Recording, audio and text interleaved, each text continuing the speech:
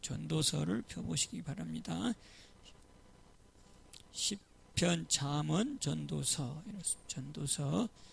2장 24절 25절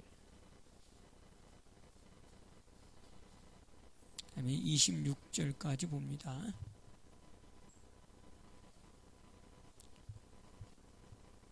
우리가 이 땅에 살아가는데 지금은 100세 시대라고 하지만 성경에서는 70이요 강건하면 80이라고 했습니다. 80 살아도 오래 산 건데 요즘은 의학이 발달해서 이제 90이 보통 살아갑니다.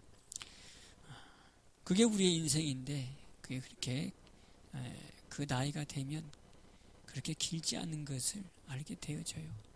한마디로 말하면 우리의 삶은 잠깐의 삶을 살아간다. 그러면 그걸로 끝이냐? 그게 아니고 또 영원한 나라가 우리에게는 준비됐다는 거죠. 그래서 하나님은 우리에게 말씀합니다. 이 땅에 사는 것 중에 가장 나은 것이 뭐냐? 바로 기뻐하며 사는 거다. 누구에게 주시는 말씀이냐? 하나님 백성에게 주시는 말씀입니다. 자, 24절, 25절, 26절 찾았습니까? 시작. 사람이 먹고 마시며 수고하는 가운데서 심령으로 낙을 누리게 하는 것보다 나은 것이 없나니 내가 이것도 본즉 하나님의 손에서 나는 것이로다. 먹고 즐거워하는 일에 누가 나보다 승하랴.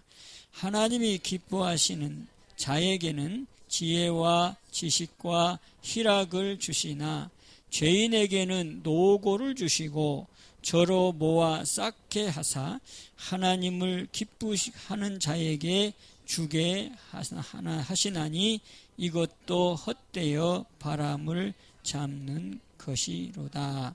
아멘. 자, 하나님 기뻐하시게 하는 복된 여러분들 되시기를 주님의 이름으로 축복합니다. 자, 그러면서 24절에 보면 우리의 일생, 우리의 삶을 기록하지요. 사람이 먹고 마시는 것, 이 먹고 마시는 것, 입는 것, 이걸 위해서 우리가 살아가지 않습니까? 주일을 끝나면 또 이제 한 주가 시작되는데 한 주가 시작되는데 다 어디를 갑니까? 다 직장 가지요. 결국은 뭐 하러 갑니까? 이거 먹고 마시고 입는 것, 이거 하려고 가잖아요. 한마디로 돈 벌러 간다 이 말이에요. 수고한다는 거죠. 근데 여기 보니까 먹고 마시고 수고하는 가운데 심령으로 이렇게 우리의 깊은 마음으로 낙을 누리는 것보다 나은 것이 없다. 그런데 우리가 세상에 이 수고하러 가면 어떻습니까? 심령으로 낙을 누릴만 합니까? 아니에요. 힘들지요. 사람 눈치 봐야 되고 또 그 돈만큼 내가 수고해야 되는데 꼭 가면 그 직장에 가면 그 직장의 룰을 따라야 되는 여러 상황, 거기에 맞추지 못하면 욕을 먹어야 되는 상황들, 그러다 보니까 희락이라기보다는 슬픔이 더 많은 게 우리의 삶인 걸 압니다. 그걸 하나님께서 왜 모르시겠어요? 모르시면서 이 말씀을 했겠어요? 아시는 분이 이 말씀을 하시는 거예요. 우리들의 심정을 왜 몰라요? 다 아시지. 예레미야 17장에서는 또 우리에게 뭐라고 얘기하신 줄 아십니까? 심히 거짓되고 부패한 것이 사람의 마음이라고 우리 주님이 그렇게 얘기했어요. 그러니까 심히 거짓된 이 인간이 어디서 즐거움이 있겠어요? 그럼에도 불구하고 오늘 여기서 말합니다. 낙을 누리는 것이 그 어떤 것보다도 나은 것이 없다. 그러면 이게 뭐 하겠다는 거예요? 주님이 주시겠다는 거죠. 주시는 것 받기를, 또 그렇게 살아가시는 분은 더 기쁨으로 충만하시기를 주님의 이름으로 축복합니다. 그러면서 지금 25절에 이렇게 얘기해요. 먹고 즐거워하는 일에 누가 나보다 승하냐. 이게 승하냐가 뭐예요? 나보다 더 이렇게 살아가는 사람이 누구냐. 여러분들 되시기를 바랍니다.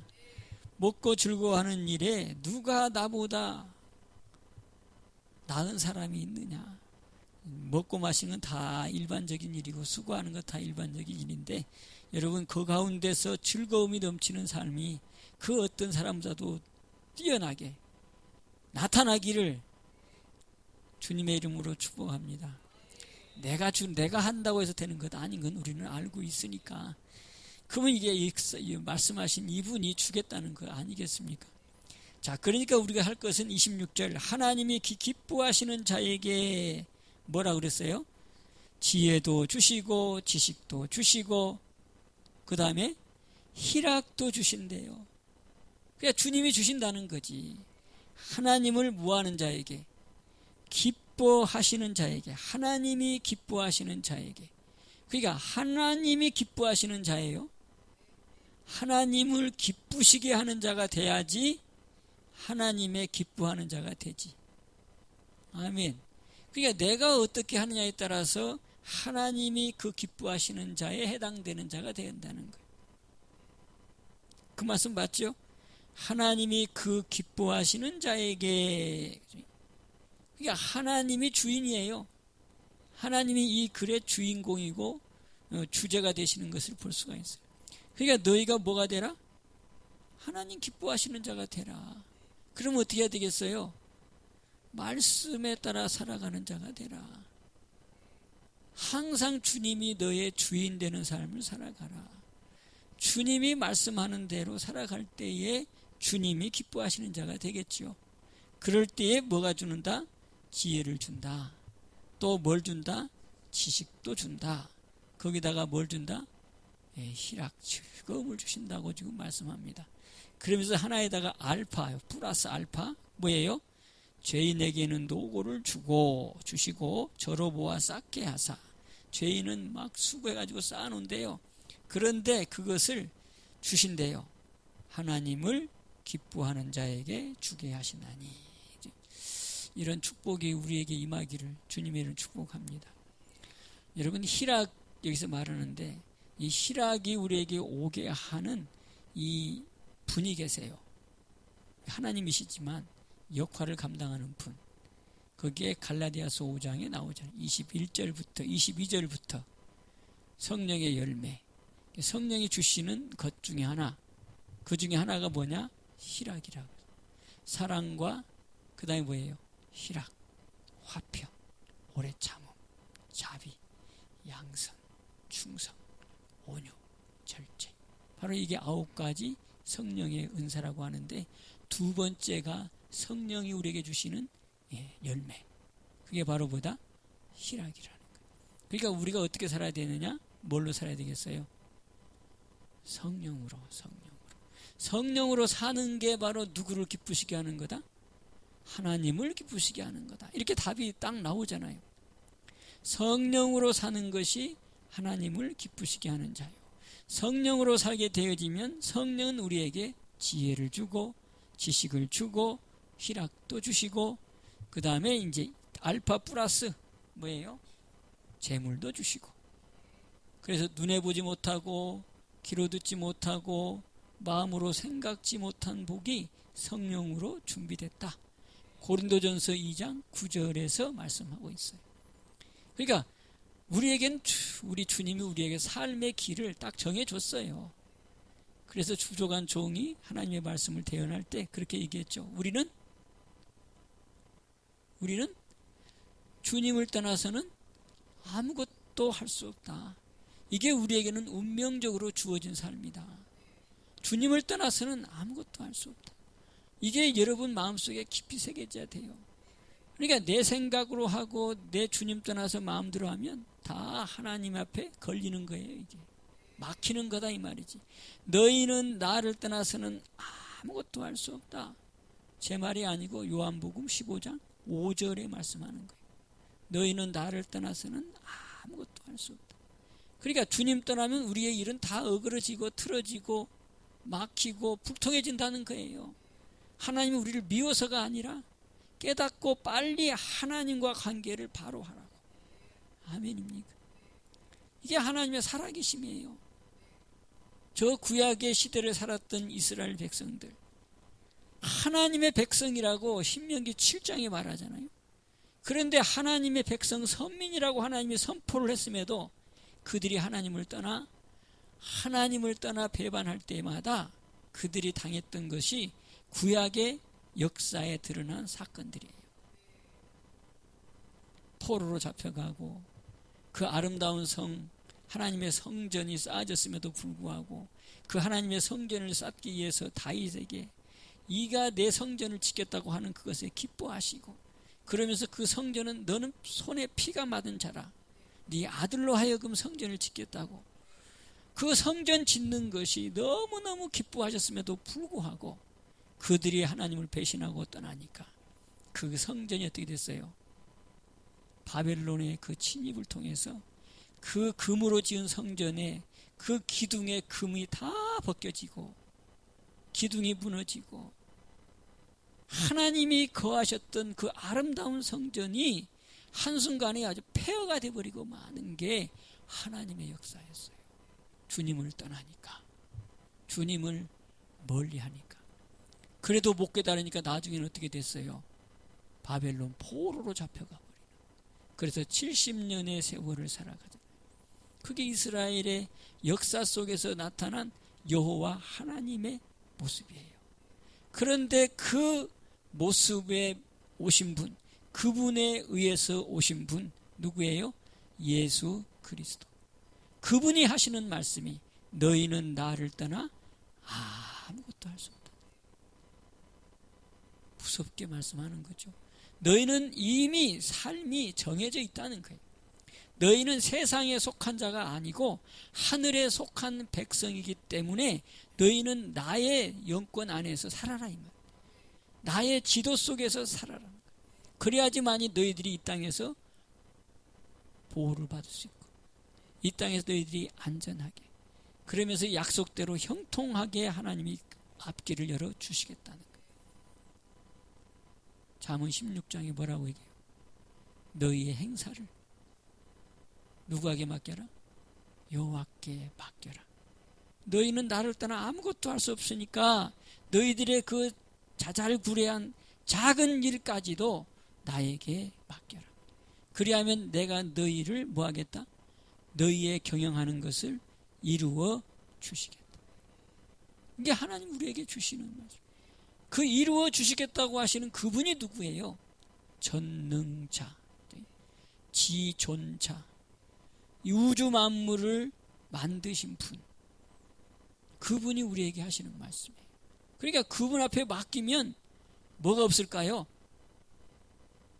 막힘이 없어요. 틀어짐이 없어요. 그분이 하시는데 누가 감히 막을겠어요? 그래서 우리 하나님이 하시는 거예요. 나에게 모든 행사를 맡겨라. 너희는 나를 떠나서는 아무것도 할 수 없다. 또 뿐만 아니라 양은 뭐가 없이는 안 됩니까? 목자 없이는 아무것도 할 수 없는 게 양인 것처럼 너희는 나의 양이다. 목자 없이는 아무것도 할 수 없다. 여호와는 나의 목자시니 내가 부족함이 없으리로다. 시편 23편이잖아요. 여러분들이 그걸 고백하라 그랬잖아요. 목자 없이는 나는 아무것도 할 수 없습니다. 주님을 떠나서는 아무것도 할 수 없습니다. 이게 진정한 우리 성도 여러분들의 신앙 고백이에요. 이렇게 할 때에 주님이 나의 주님으로서의 역할을 해주시고 그분이 나의 삶을 이끌어가 주시는 거예요. 우리 믿음의 백성들은 이미 운명이 정해져 있다니까요. 주님이 해주시겠다는 거예요. 범사에 너는 나를 인정하라는 거예요.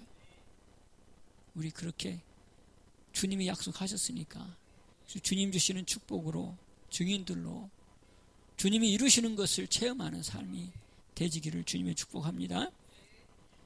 자, 그러면서 우리 3장 넘어가면서 11절 12절 한번 보세요. 13절까지 자, 다 같이 봅니다. 3장 11, 12, 13 시작. 하나님이 모든 것을 지으시되 때를 따라 아름답게 하셨고 또 사람에게 영원을 사모하는 마음을 주셨느니라. 그러나 하나님의 하시는 일의 시종을 사람으로 측량할 수 없게 하셨도다. 사람이 사는 동안에 기뻐하며 선을 행하는 것보다 나은 것이 없는 줄을 내가 알았고 사람마다 먹고 마시는 것과 수고함으로 낙을 누리는 것이 하나님의 선물인 줄을 또한 알았도다. 아멘. 지혜로운 사람의 이 솔로몬이 쓴 전도서인데 바로 이 솔로몬을 통해서 우리에게 주시는 말씀이 바로 이 말씀 아닙니까? 하나님이 모든 것을 지으셨다. 전능자 하나님이시다. 때를 따라 아름답게 하셨다. 이해됩니까? 예, 때를 따라 얼마나 아름답게 이 우주 만물을 주장해 갑니까? 우리가 좀 눈에 보이는 사계절만 봐도 그렇죠. 봄이 있으면 뭐가 있고 여름이 있고 여름이 있으면 가을이 있고 가을이 있으면 겨울이 있고 이 사계절이 뚜렷한 대한민국 여러분들은 가장 아름다운 계절에 그 하나님 만들어 놓은 지역에서 여러분 살고 있는 거예요. 여름 내내 여름인데 겨울 내내 아니다 말을 표현을 잘못했다. 1년 내내 여름인 곳 1년 내내 겨울인 곳 여러분 그런 곳도 있어요. 왜 새카매요? 사람이 구워져서 내가 그게 인도 선교를 가면서 다니면서 보니까 그래요. 인도는 지역이 굉장히 커요. 열대도 있고 온대도 있고 겨울도 있고 다 그런. 근데 대체로 보면 이제 온대 지역에 속한 곳이고 그 위쪽에가 이제 겨울이 좀 있는 곳인데 겨울이 있대요. 그런데 우리가 볼 때는 겨울이 아니요.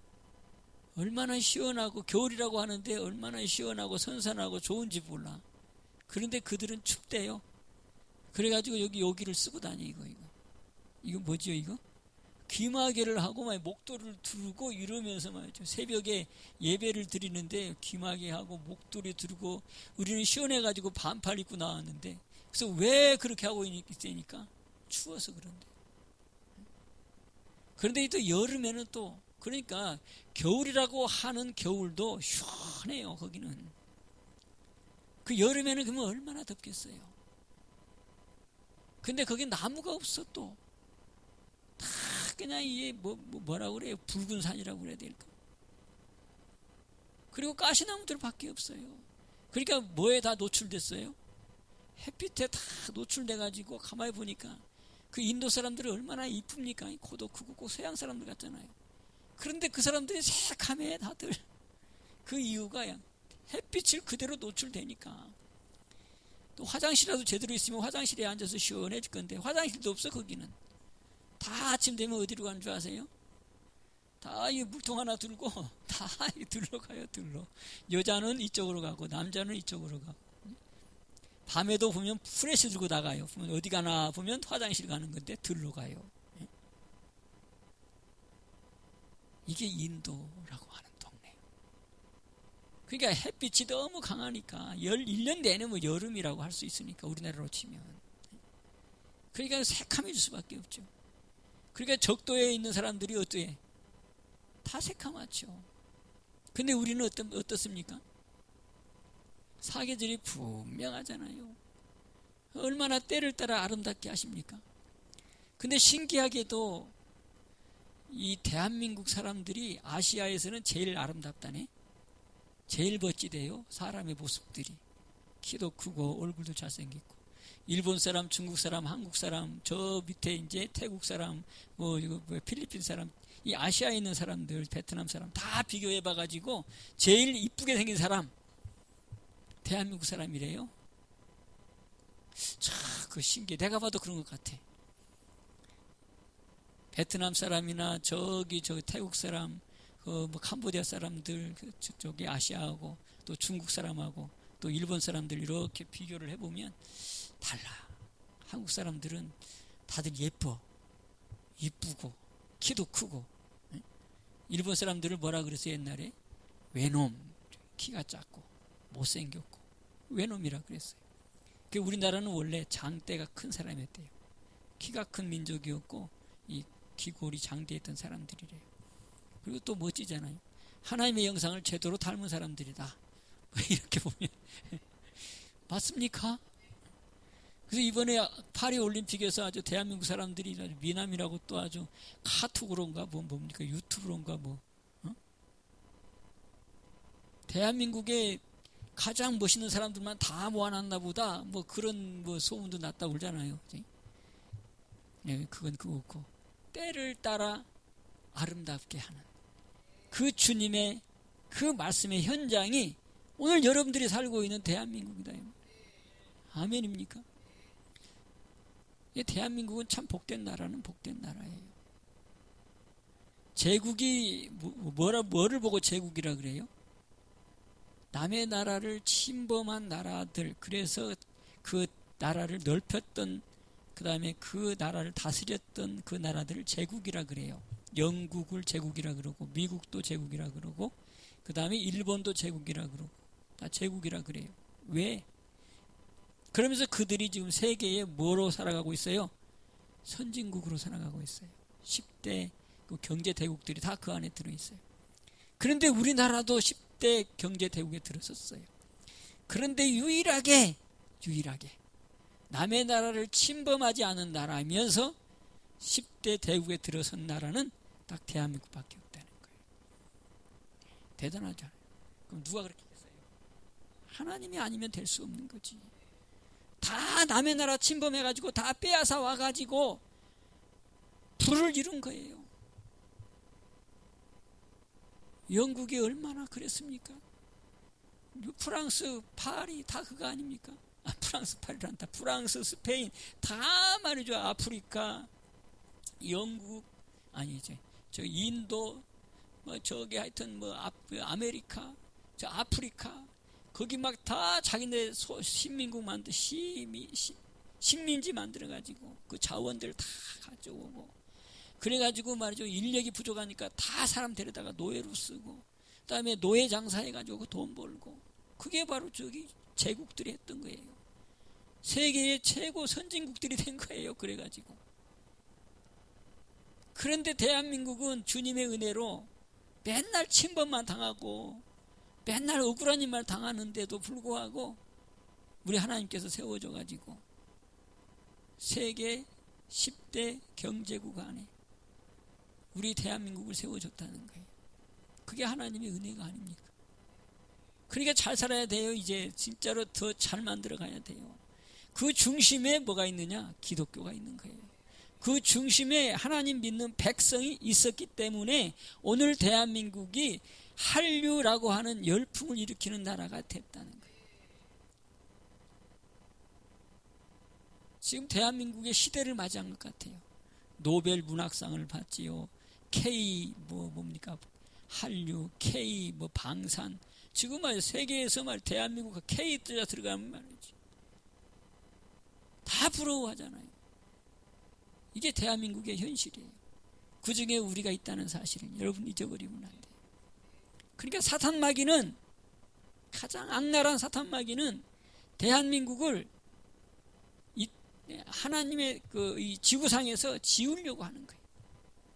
그게 기독교를 얼마나 많이 욕을 합니까? 기독교가 그렇게 욕먹을 일을 합니까? 그렇게 합니까? 아니잖아요. 아니잖아. 그 많은 쌀 중에 뉘 하나 들어가 있는 것 있을 수 있어요. 그럼에도 뉘 하나 발견하면 이것이 다인 것처럼 말이죠. 뉴스에서 방송에서 해가지고 기독교가 막 그렇게 못된 종교처럼 막 해가지고 그래가지고 국민들의 반감을 사게 만들어요. 그런데 알고 보면 그런가요? 이 기독교가 하는 일이 얼마나 많은데요. 이 땅에 기초를 만들었던 게 기독교 아니에요. 그러니까 우리 이걸 알고 우리의 자부심을 가지고 기죽지 말고 당당하게 여러분 하나님의 백성으로 살아가야 돼요.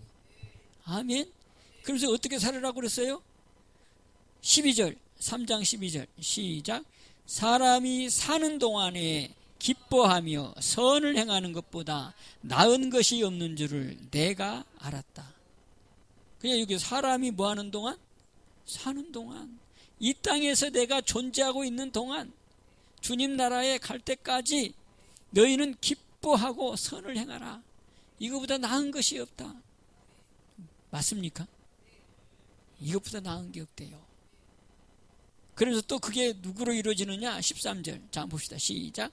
사람마다 먹고 마시는 것과 수고함으로 낙을 누리는 것이 하나님의 선물인 줄을 또한 알았도다.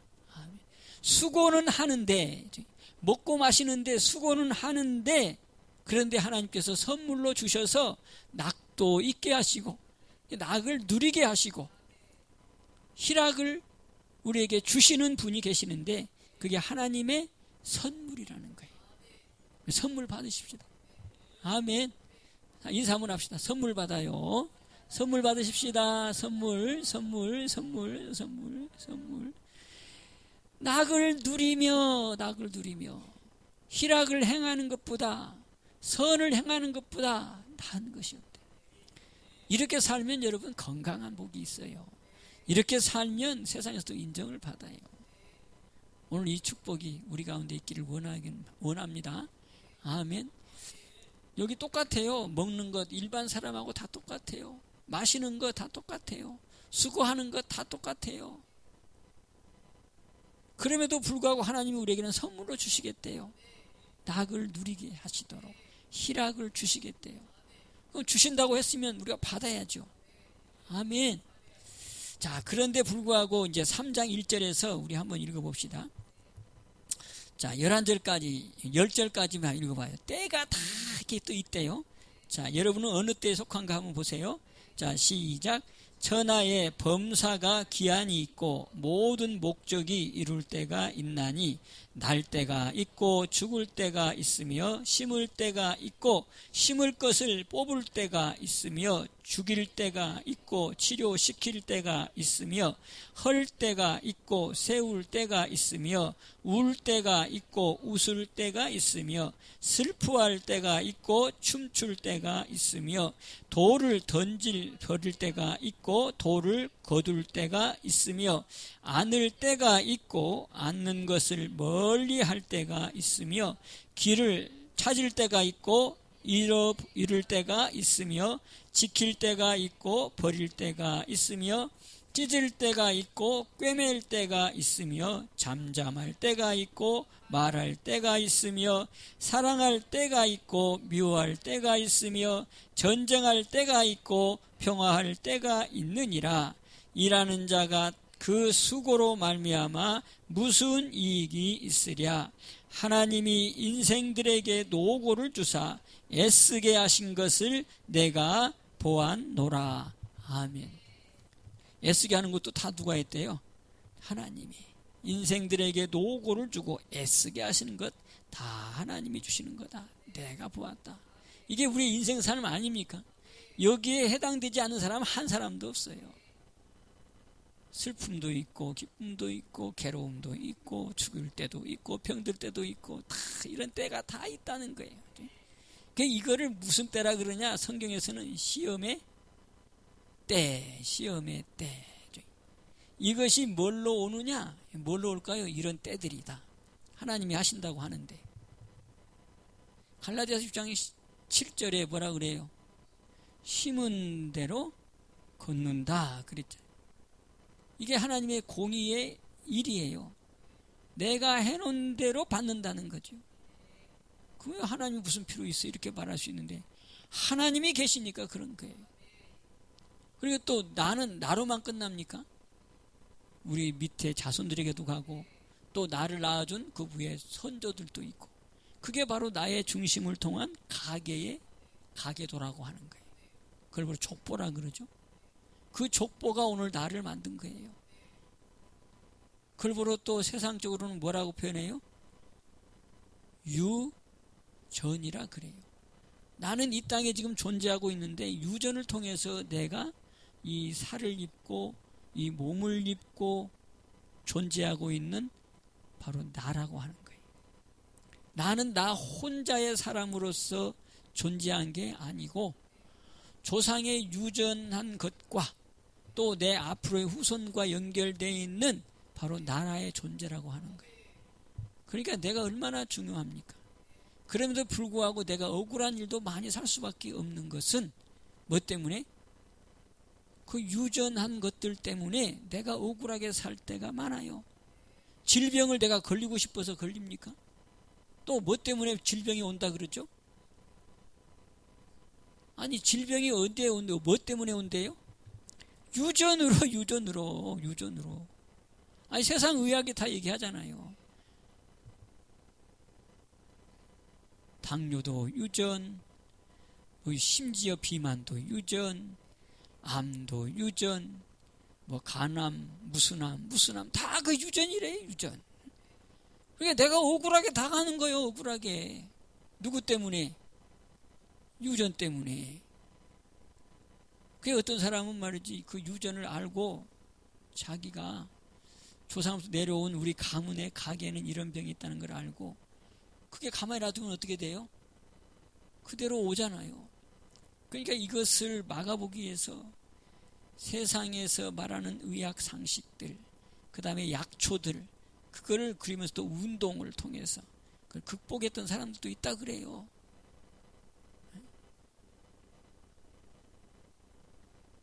그러니까 우리는 알고 보면 나라고 하는 존재는 내 의지대로 살아가긴 하지만 오늘 내가 이렇게 만들어져 존재하고 있는 것에 가장 영향력을 많이 미치는 게 율조들의 유전 가운데 내가 오늘 존재하고 있다는 거예요. 질병도 그렇고 삶의 모든 삶의 형태가 그렇고 내가 살아가는 생각도 그렇고 어떤 사람은 아주 막 이렇게 지혜롭게 살아가는 사람이 있는가 하면 어떤 사람은 멍청하게 살아가는 사람도 있어. 근다고 해서 너 멍청하다고 해가지고 그 사람이 깨어나질 않아. 자기는 그게 맞는 걸로 착각하니까.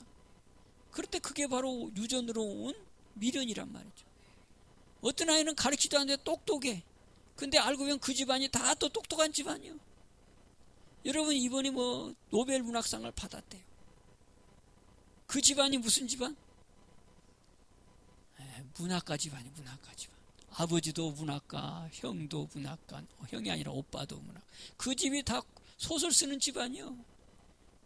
그러니까 그 분위기 속에서 그 유전 속에서 살다 보니까 책이 좋아. 여러분 책 읽는 거 좋습니까? 다 웃네. 저도 책 읽는 거 별로 안 좋아. 이상해. 근데 우리 친구들 보면 책 좋아하는 친구도 있어 또. 아니 뭐 고전도 말이지. 어렸을 때부터 보면 책만 보고 살아가는 사람도 있어. 그런데 그런 사람들 보면 공부 잘하더라고. 그게 다 뭐다? 예, 집안에 내려온 유전. 우리 친구 집에 그 집안은 다 서울대 출신이요. 본인도 서울대 출신, 동생도 서울대 출신, 다 서울대 출신. 그게 왜 그래 또? 서울대 들어가는 게 그렇게 어렵다는데. 그런데 신기하게 그 집안은 친구도 서울대 들어가지, 동생도 서울대 들어가지. 아니 뭐 이런 집안이요, 이런 집안. 한마디로 말하면 머리가 좋은 집안이요. 참 그거 보면 말이지 부러워. 그런데 부러워한다고 됩니까? 어차피 이렇게 된 건데. 그럼 어떻게 해야 돼요? 억울하다 그러면 되겠어요? 이 세상은 그렇게 돌아가. 억울하다 돌아가는 거예요. 그러다 보니까 뭐가 나타나요? 폭력이 나타나고 그 다음에 또 뭐가 나타납니까? 범죄가 나타나고 거기에 대한 억울함을 막 표현하는 그 뭐예요? 저항 이런 들이 나타나잖아요. 그런데 사람들은 다 그게 좋대. 왜 좋대? 똑같으니까. 똑같은 그 상황 가운데 살아가고 있으니까 똑같으니까 그 사람이 하는 그 모습 보고 그래 나도 역시 지지해. 그러니까 거기에 강한 사람이 나타나가지고 지도자가 되면 어떻게 돼요? 다 따라가. 선동이라고 하죠. 선동. 이게 세상의 논리예요. 그런데 하나님은 우리에게 말씀해 주는 거예요. 너희는 세상에 속한 자가 아니라 누구에게 속한 자? 하나님께 속한 자다. 누구를 통해서? 예수 그리스도로 말미암아 우리에게 이제 자리를 정해 줬어요. 너희는 세상에 속한 자가 아니요 하늘에 속한 자다. 요한복음 15장에 너희가 욕을 먹는 것은 세상에 속한 자가 아니라 하늘에 속한 자이기 때문에 욕을 먹는다. 이게 우리의 소속이에요. 그러니까 우리는 분명하게 우리의 소속을 나타내야 돼요. 그렇게 하지 아니하면 마귀가 가장 노리는 게 중간에 있는 사람이에요. 하나님의 소속이면서도 어중간한 사람들, 이거를 마귀가 가장 노리는 거예요. 그러니까 하나님이 그걸 아시고 미리 때를 따라서 채찍을 들어주는 거예요. 여호와는 나의 목자시니 내가 부족함이 없으리로다. 그 시편 23편을 보면 그 목자가 두 개의 지팡이를 들고 있어요. 하나는 막대기, 지팡이. 지팡이로는 우리의 가야 될 길을 정해주시고, 막대기는 뭐예요? 때려주는 거예요. 이 양아 왜 그리가? 딱 때려주면서 염소되지 마 하면서 때려주고. 그래서 어떻게 하라고? 바로 가라고. 그러니까 여러분, 우리가 잘못되는 거 하면 하나님이 채찍질을 하세요. 그게 때를 따라 그렇게 하시는 거예요. 아멘입니까? 믿음의 시련이 오는 거예요. 여러분, 믿음의 시련이 오면 그 얼마나 괴롭습니까? 형통해가 모든 일이 풀려야 되는데 하는 것마다 꼬인단 말이죠. 그게 하나님께서 때리는 채찍이에요. 뭐 하라고? 깨닫고 이제는 너의 운명은 이미 정해져 있어. 너는 어디로 벗어날 수도 없어. 너 벗어나가지고 배신하며 가면 너는 마귀의 밥대. 너는 결국 가는 것 다른 길이 없어. 그게 성경에서 말씀하는 우리에게 주시는 축복의 말씀이에요. 우리는 주님 떠나서는 아무것도 할 수 없어요. 철저하게 우리가 깨달아야 돼요. 목자 없이는 아무것도 할 수 없습니다. 이게 우리의 신앙 가운데 철저하게 이루어져야 돼요. 그러면 역사하시는 이가 있어요. 누가 역사해요? 성령이 역사하는 거예요. 성령이 역사하시면 우리 속에 있는 어둠을 쫓아내요. 어영부영했던 마귀의 이 속성들이 다 떠나가요. 마태복음 12장 28절 뭐라고 그랬어요? 하나님이 성령이 임하면 어떻게 되죠? 귀신이 떠나고 뭐가 임한대요? 하나님의 나라가 너희에게 임하였다.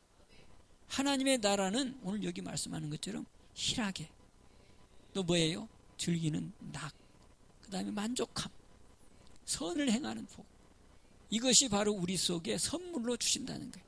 그러니까 성령이 우리에게 선물로 주신 것처럼, 하나님이 자기 백성에게 선물로 성령을 주신 것처럼, 약속의 성령을 우리에게 선물로 주신 것처럼, 그 성령을 받으면, 그 약속의 선물을 받으면 그 선물 자체가 낙이고 희락이고 기쁨이고 만족해 함이라. 아멘입니까? 그래서 하나님을 떠나서는 너희는 아무것도 할 수 없다고 고백하고 하나님 중심으로 살고 예수 그리스도의 이름으로 살으라고 말씀하면서, 너희가 그리스도 예수를 뭘로 받았으니? 주님으로 받았으니 어떻게 하라고? 이제는 주 안에서 살아라. 골로새서 2장 6절 7절에 말이에요. 너희가 그리스도 예수를 이제는 주님으로 받았으니, 주님을 떠날 수 없는 그 삶으로 주님을 받았으니 이제는 너희가 주 안에서 행해라. 어떤 경우도 이제 주님과 함께 해라는 거예요. 아멘입니까? 제가 또 한번 깨달아 보니까 요즘 제가 말씀드린 게 뭐였어요? 그리스도는 우리의 머리, 우리는 그의 몸. 근데 문제가 생기는 것은 골로새서 보니까 그 2장 6절 7절에서 쭉 내려가 보세요. 뭐라고 얘기한 줄 아세요? 너희들이 머리를 붙잡지 않으므로, 너희가 머리를 붙잡지 않으므로 이런 문제가 생긴다는 거예요. 안타까운 문제들이 생긴다는 거예요. 그러니까 머리를 붙잡지 않아서 그렇다. 뭔 말일까요? 왜 그리스도를 너희들이 붙잡지 않고 살아가니까, 네 생각으로 살아가니까 이런 때에 문제들이 생긴다는 거예요. 그 머리로 말미암아서 온 몸 지체들이 움직이는데 이 머리의 소리를 듣지 않고 지 생각으로 살아간다. 아멘입니까? 머리가 누구라고요? 그리스도. 자, 이거 골로새서 한번 봐보세요. 골로새서. 말만 하는 게 아니라 2장을 한번 봐보세요.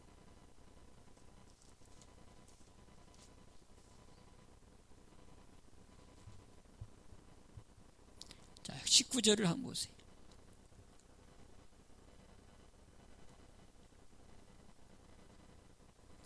자, 19절 시작. 머리를 붙들지 아니하는지라 온 몸이 머리로 말미암아 마디와 힘줄로 공급함을 얻고 연합하여 하나님이 자라게 하심으로 자라느니라. 아멘. 자, 여기 보니까 머리를 붙잡지 않았다 그랬어요. 자, 그러면 여기 17절 이제 18절 한번 읽어봅니다. 시작. 이것들은 장래일의 그림자이나 몸은 그리스도의 것이니라. 누구든지 일부러 겸손함과 천사 숭배함을 인하여 너희 상을 빼앗지 못하게 하라. 저가 그 본 것을 의지하여 그 육체의 마음을 쫓아 헛되이 과장하고 머리를 붙들지 아니하는지라. 여기까지. 머리를 붙들지 않는다는 거예요. 그러니까 뭐가 와? 엉뚱한 짓을 한다는 거예요. 육체의 마음을 쫓아서 헛되한 삶을 살아간다는 거예요. 머리를 붙지 않아서? 머리를 붙들지 않아서. 한마디로 말하면 그리스도를 붙잡지 않아서. 내 머리는 누군데요? 그리스도신데. 그래서 여러분들이 이제는 삶을 나는 주님 떠나서는 아무것도 할 수 없는 난데 내 생각이 그리스도의 생각으로 살아가게 해주세요. 나의 삶이 그리스도의 지혜로 살아가게 해주세요. 나의 모든 삶이 그리스도, 내 머리 되시는 이 그리스도가 나를 지배하는 삶을 살아가게 해주세요. 여러분들이 이 머리 되신 이분 앞에 여러분들이 고백하고 나타내고 의지하라는 거예요. 아멘입니까? 그러니까 자꾸 내 생각을 가지고 살아가니까 그리스도 머리를 안 붙잡아. 그러니까 엉뚱한 데로 빠져가. 여기 지금 그렇잖아요. 천사를 숭배하고 너희의 상을 빼앗기고 또 그 본 것을 의지하고 육체의 마음을 쫓아서 헛되이 과장되게 살아가는데 머리를 붙들지 아니해서 그렇다. 그 머리가 누구다고요? 그리스도시다. 그 머리로 말미암아서 우리 온몸이 바로 뭐 해야 돼요? 힘줄도 없고 건강함도 없고 하나님이 자라게 하심으로 건강하게 자라간다는 거예요. 이게 또 에베소서도 그렇게 말씀해요. 자, 에베소서 보세요. 4장. 이게 무슨 말인가 여러분 이해가 된가요? 자, 4장 15절 16절 이렇게 봅시다. 자, 시작. 오직 사랑 안에서 참된 것을 하여 범사에 그에게까지 자랄지라. 그는 머리니 곧 그리스도라. 그에게서 온 몸이 각 마디를 통하여 도움을 입음으로 연락하고 상합하여 각 지체의 분량대로 역사하여 그 몸을 자라게 하며 사랑 안에서 스스로 세우느니라. 아멘. 우리의 몸, 우리는 뭐예요? 그리스도의 몸. 또 우리의 몸의 머리는 누구예요? 그리스도. 그냥 15절에 그는 머리다. 그리고 우리는 그분의 몸이다. 그 에베소 2장에 가면 나오죠. 그래서 그 머리를 붙들지 않음으로 나타나는 게 14절이다. 자, 14절 시작. 이는 우리가 이제부터 어린아이가 되지 아니하여 사람의 괴술과 간사한 유혹에 빠져 모든 교훈의 풍조에 밀려 요동치 않게 하려 함이라. 아멘. 그러니까 세상에 쫓아가지 않는 삶, 세상의 이 풍조에 물려서 엉뚱한 데로 가지 않고 막히는 삶을 살지 않으려면 바로 머리 되시는 그리스도께 붙어라. 그래서 그리스도를 의지해서 살아가라. 그리스도의 지혜로, 그리스도의 생각으로, 그리스도의 나의 지배함을 통해서 살아가라.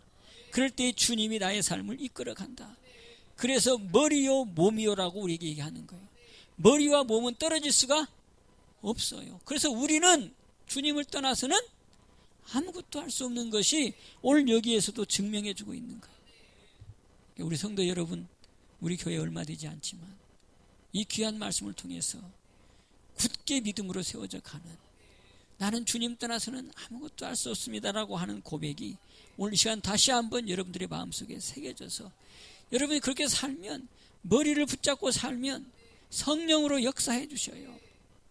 성령으로 알게 하고 성령으로 나의 갈 길을 지도해 주고 성령으로 나의 모르는 것들을 깨달아 알게 하는, 그러면서 나에게 기쁨을 주고 희락을 주고 주님의 그 통찰력을 주셔서 하나님의 나의 삶을 평통하게 만들어가요. 그게 믿음의 삶이고 이게 복음이에요. 아멘. 우리 하나님은 우리를 절대로 손해나게 하지 않아요. 하나님은 절대로 우리를 세상 사람들하고도 못나게 하지 않아요. 하나님은 우리를 귀한 자로 세워주시겠대요. 존귀한 자로 세워주시겠대요. 그런데 우리가 자꾸 이 말씀에서 떠나가려고 그래요. 내가 내 생각으로 살려고 그래요. 그런데 하나님 우리에게 지금 우리의 거할 자리를 만들어줬고 우리의 살 자리를 만들어줬어요. 그게 바로 골로새 2장 6절을 보고 이제 마칩시다. 골로새 2장 6절 7절.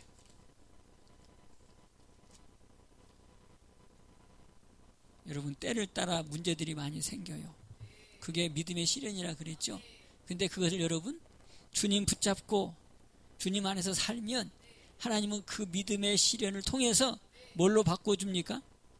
귀하게, 칭찬으로, 존귀로 바꿔준대요.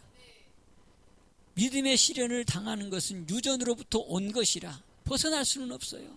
그런데 하나님이 우리를 얼마나 사랑하면 그 세상에서는 그걸 환난이라 그러고 고통이라 그러는데 하나님은 환난이다 고통이다 그러지 않고 믿음의 시련이다 라고 우리에게 위로를 주시는 거예요. 왜 나에게 이런 일이 있어? 왜 나에게는 이런 일이 왜 있느냐고 우리가 이렇게 한탄할 수 있는데 하나님은 그 마음을 위로하게 해주시기 위해서 그건 너 환난이다. 너 그거 고통이 아니다. 환난이 아니다. 뭐라고 얘기한다고요? 믿음의 시련이다. 그 믿음의 시련은 금이나 은보다도 더 귀한 거다. 그 귀한 걸 통해서 너를 어떻게 만든다? 정금같이 귀하고 칭찬받을 만하고 존귀하게 만들어준 거다. 베드로전서 1장 7절이에요. 그러니까 여러분 이거 말씀을 깨닫고 주님 주신 말씀을 붙잡고 다시 한번 주님 안에 들어가는 4단계 회개하면 주님 안에 들어간다 그랬잖아요. 자, 6절 7절 시작. 그러므로 너희가 그리스도 예수를 주로 받았으니 그 안에서 행하되 그 안에 뿌리를 박으며 세움을 입어 교훈을 받은 대로 믿음에 굳게 서서 감사함을 넘치게 하라. 아멘. 어디에서 행하라고 그랬어요? 그리스도 예수 안에서 주님과 함께하는 삶을 이제는 살아라. 아멘. 여러분 때를 따라 전도서 3장 1절을 쭉 읽어봤는데 그 때를 따라 이루어지는 일들은 다 뭐예요? 슬펐다가 기뻤다가 고통했다가 뭐 이런 것들 아닙니까? 근데 그것을 다 복으로 바꾸는 방법, 그걸 다 복으로 바꾸는 방법 뭐가 있어요? 예? 여러분 잘 모르겠어요? 디모데전서 2장 보면 뭐라 그랬어요? 뭘로 바꾸면 버릴 게 없다고? 감사함으로 받으면 버릴 것이 없다는 거예요. 그러니까 전도서 3장 1절 때를 따라서 막 이런 일 저런 일 이런 일 저런 일 이런 일 저런 일이 다 있는데 그것을 다 네가 뭘로 받으면 감사로 받으면 그게 다 너에게는 뭐가 된다? 복이다. 복. 디모데전서 2장 4절 5절에서 말씀하는. 아멘. 그러니까 여기 말하잖아요. 지금 그 안에서 뿌리를 박으며 세움을 입어 교훈을 받은 대로 믿음에 굳게 서서 뭐 해라?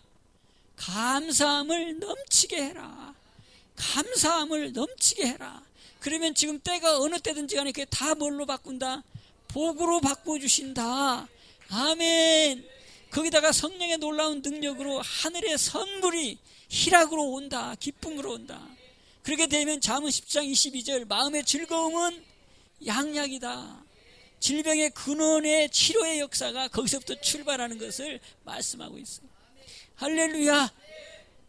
자, 따라하고 마칩시다. 나는 주님을 떠나서 아무것도 할 수 없습니다. 아멘.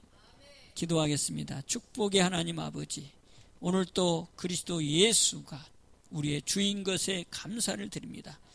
우리 그 안에서만 행하는 삶을 이루게 하여 주옵시고 그 삶의 열매는 감사로 드릴 때에 때를 따라 이루어지는 어떤 경우도 다 복으로 바뀌는 놀라운 역사가 있어 그 복이 됨으로 기뻐하며 즐거워하는 선을 행하는 삶으로 바꾸어 주심을 감사합니다.